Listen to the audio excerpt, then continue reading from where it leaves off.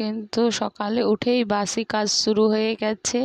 আগে রুম থেকে স্টার্ট করছি। রুমের বিছানাটা ঝেড়ে গুছিয়ে নিলাম। এরপর আমি কিন্তু ঘর মুছবো, তাই ভাবলাম একটু ড্রেসিং টেবিলটা পরিষ্কার করে নিই। তাই ড্রেসিং টেবিলটা একটু মুছে টুছে নিচ্ছি। আর এরকম যদি সপ্তাহে 1 দিন বা 2 দিন যদি ঘরের আসবাবপত্রগুলো সব পরিষ্কার করে রাখে না, তাহলে সেই ঘর কিন্তু অন্যরকম পুরো পাল্টে যায়। আর আমার আলনাটার অবস্থা দেখে নাও। এরপর বন্ধুরা বাসি কাজ সারা হয়ে গেছে, চান করে নিয়েছি, নিয়ে চলে এসেছি। চুলটা কিন্তু ভালো করে আঁচড়ে নিলাম। আর চুলেরও অবস্থা দেখো, উঠে উঠে পুরো তলাটা একদম পাতলা হয়ে গেছে। আর আমার চুলটা একটু কার্লি, তাই সহজে বাড়েও না। আর চুলের আগে প্রচুর ঘনত্ব ছিল, এখন সব উঠে গেছে। আর কি বলবো, চুলের বেশি ইন্ট্রো দিয়ে লাভ নেই।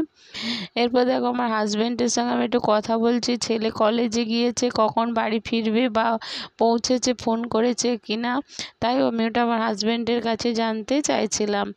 আর দেখো বন্ধুরা, আমি কানেরটা কিন্তু পরে নিচ্ছি। তোমাদেরকে তো বলি সবসময় এটা রাতে খুলে রাখি আর সকালে চান টান করে পরে নিই।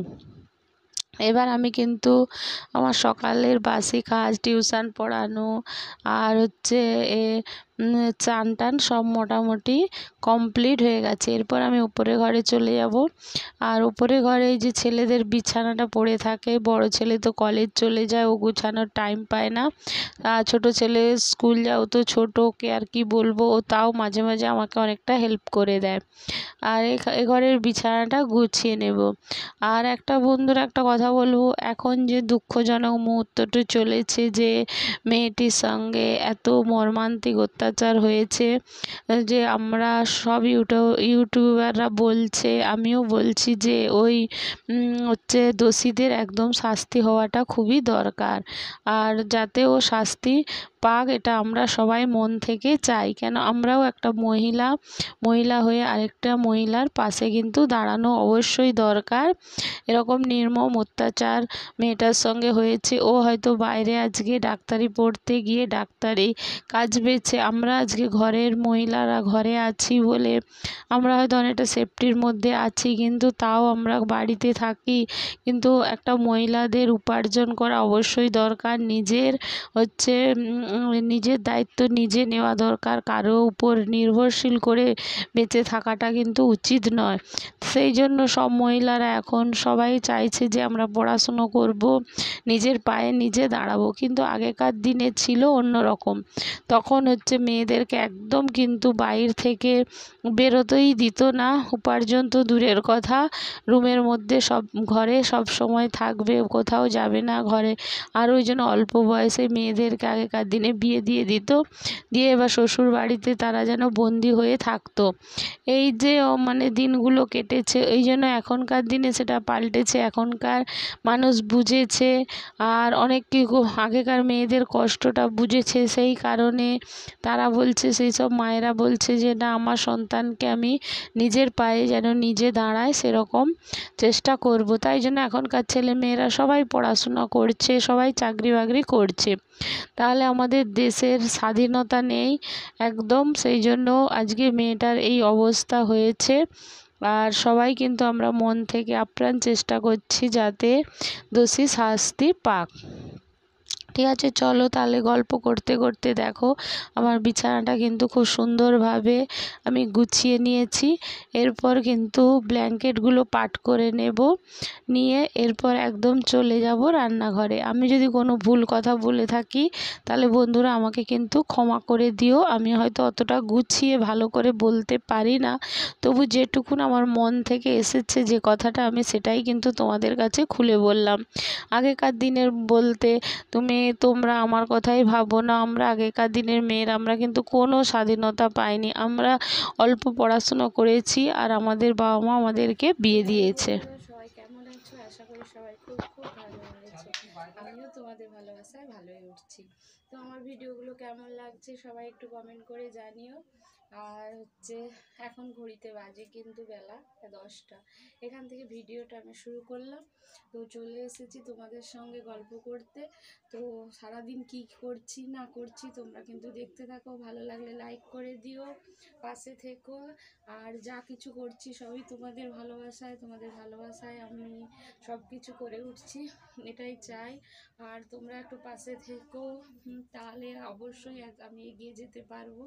তো চলো দেখতে থাকো। এরপর আমি কিন্তু রান্না বসাবো। টিফিন খাওয়া হয়ে গেছে, চপ নিয়ে এসেছিলো হাজব্যান্ড।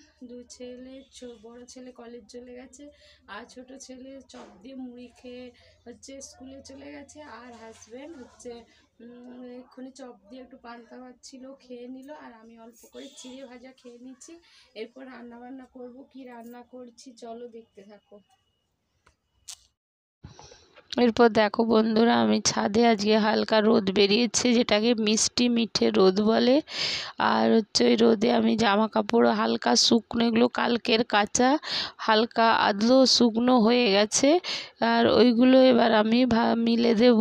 আজকের হাওয়া ও রোদে ওগুলো শুকিয়ে যাবে। আজকে কিন্তু ভালোই বাতাস দিচ্ছে, দেখো দেখে তোমরা অবশ্যই বুঝতে পারছো আজকে যে জামা কাপড়গুলো বাতাসে নড়ছে।